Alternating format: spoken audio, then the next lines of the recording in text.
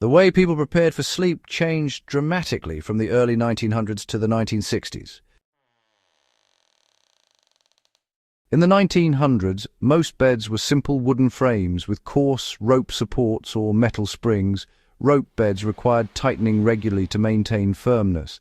The mattress often consisted of straw or horsehair, firm and uneven under the body. Touch the mattress and feel the coarse straw poking lightly through the ticking fabric.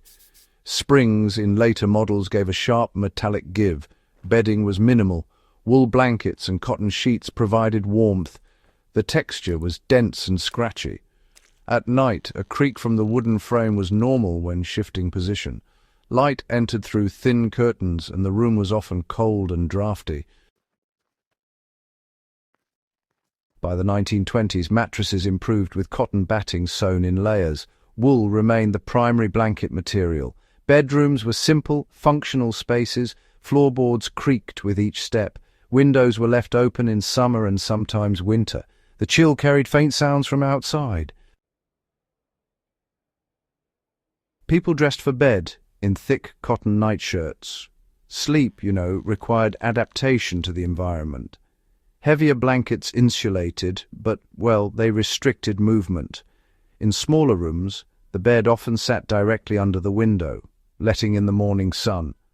The contrast of warmth under the covers and cold air near the window was sharp and noticeable.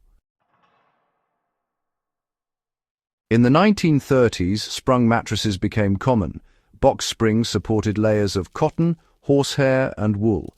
Beds gained height, making the bed frame, you might say, dominant in the room.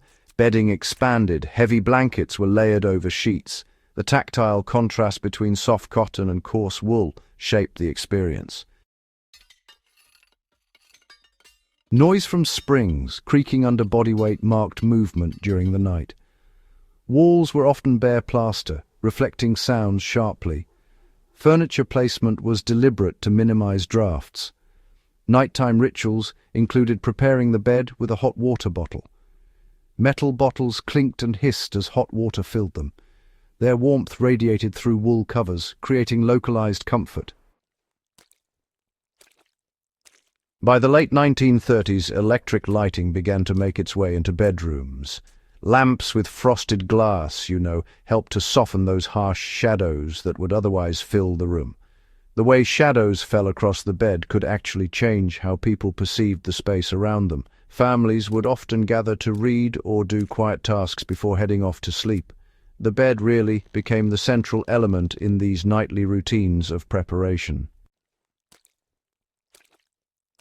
Children, from an early age, learned to keep their bedding straight and their blankets tucked in tightly.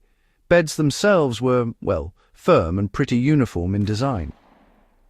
The weight of the blankets created a gentle pressure against the body, which, honestly, helped to keep everyone warmer at night. Wooden floors would transmit even the smallest movement, making the room feel, in a way, acoustically alive. So the bedroom shifted into a much more functional space, rather than being just decorative. World War II, of course, had a major impact on sleep routines. Materials became scarce.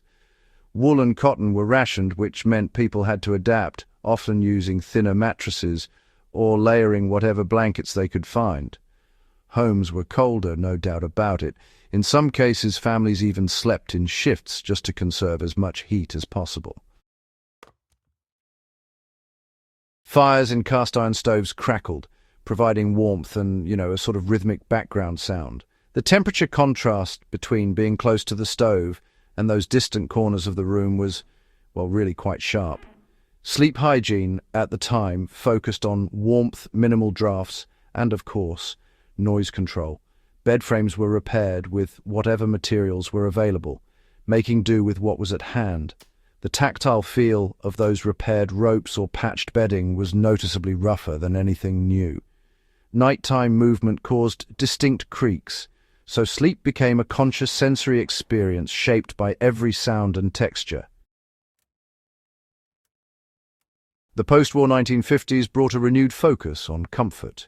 Foam layers started to appear in mattresses, right alongside cotton and wool. Springs became standardized, which meant, well, everyone could enjoy consistent support.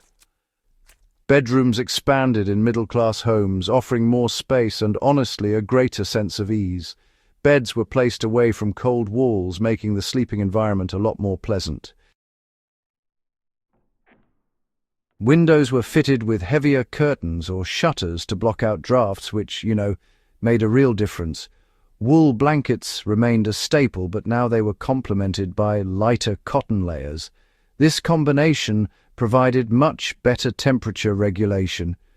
Floors were polished wood, so your footfalls would echo softly through the room. Beds were made every day with sheets tightly tucked to create a firm, inviting surface. The tactile and auditory environment altogether encouraged deep restorative sleep. By the early 1960s, synthetic fibers entered bedding. Blankets became lighter and, honestly, a lot softer. Cotton sheets still remained common, though. Mattress height increased, making getting in and out of bed a more deliberate act. Room layout focused on minimizing both light and noise.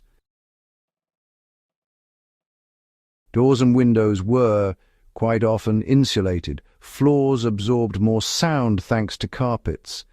Sleep routines included preparing the environment pretty meticulously.